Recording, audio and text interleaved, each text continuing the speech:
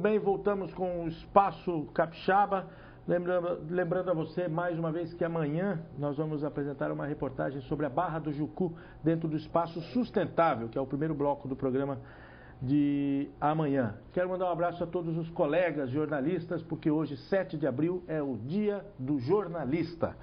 Categoria que tem a importante missão de levar informação. Quanto mais isenta, quanto mais confiável a informação levada, quanto mais verídica, maior a credibilidade do veículo, mas também isso é muito bom para a carreira do jornalista, de quem faz comunicação. Está aqui Leonardo Magalhães, pesquisador do Instituto Jones. Tudo bem, Leonardo? Boa tarde. Tudo bem, Giovanni? Boa tarde. Prazer estar aqui.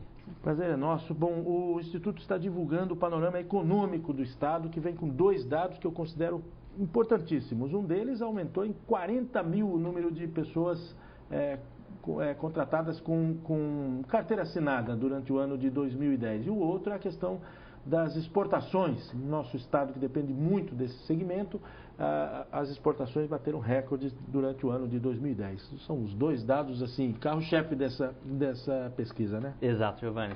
E os 2 dados vêm corroborar o resultado que 2010 foi um ano bom para a economia do estado. Primeiro, o número de empregos gerados quase atingiu o recorde histórico, atingiu quase 40 mil empregos formais, isso é importante ressaltar, né, gerados, e as exportações bateram o recorde. Chegaram a quase 4 bilhões de dólares em valor de produtos que foram exportados. Quer dizer, significa que, bom, o Espírito Santo ele é bem afetado quando tem crises internacionais, pela forma como ele se envolve com a questão do comércio exterior, né? Em compensação, quando vem a recuperação, também ele é o primeiro a se recuperar, né? Exato, Esse é um resultado... Ficou bem retratado nessa pesquisa, Exato, né? Isso a gente já vem assinalando há algum tempo, que quando o Brasil cresce, o Espírito Santo cresce mais. Se a economia do Brasil cai, a economia do Espírito Santo, pelas características dela, cai mais. Quer dizer, e existem alguns aspectos aí que preocupam quando se trata de comércio exterior. Uma delas, a própria crise em alguns países, quando os ditadores estão sendo derrubados pelo povo, né? E são países que produzem muito petróleo, por exemplo. Exato. E a outra delas é a questão do Japão, que é lamentável, mas que também vai ter um impacto não só negativo, mas também positivo, né? A própria recuperação do Japão precisa de muito dinheiro, né? É um muita contexto, obra, muita coisa, né? Isso, é um contexto de muita incerteza, né? Não se sabe muito bem o que vai acontecer. O que se sabe é que, por exemplo, minério de ferro corresponde a 40% da nossa exportação. Sabe quem compra esse minério de ferro, Giovanni? 10% é Egito e Líbia. Olha! 5% é o Japão. Então, 15% de tudo que a gente exporta de minério de ferro são esses países que estão nessa incerteza, né, do que vai acontecer. Existe um outro lado, que esses países vão passar por um período também de recuperação, não só o Japão, mas Egito e Líbia também, né? Exato. De reestruturação da sua economia. E aí a gente espera que quanto mais eles se reconstruam, mais precisem de bens e serviços que a gente possa oferecer para eles. Por outro lado, se a venda de minério se eles fizerem compras consideráveis também, existe o efeito da demanda e que pode causar também uma elevação dos preços, e isso se retratar também no comércio interior. Interno, exatamente. Né? Isso no final de 2010 a gente observou muito isso. O preço dos produtos que a gente vende se aumentaram. Então ficaram mais caros esses produtos e isso aumentou o valor que a gente exporta. E teve o efeito bom, mas é importante estar atento que se o preço sobe, ele também pode descer depois, né? Então, nesse momento, foi um resultado muito positivo, mas é importante ligar o sinal de alerta. Que se o preço voltar a descer, a gente pode sofrer alguma consequência com isso. Tem alguma relação, porque parece que a cesta básica também aqui aumentou bem, né? Exato.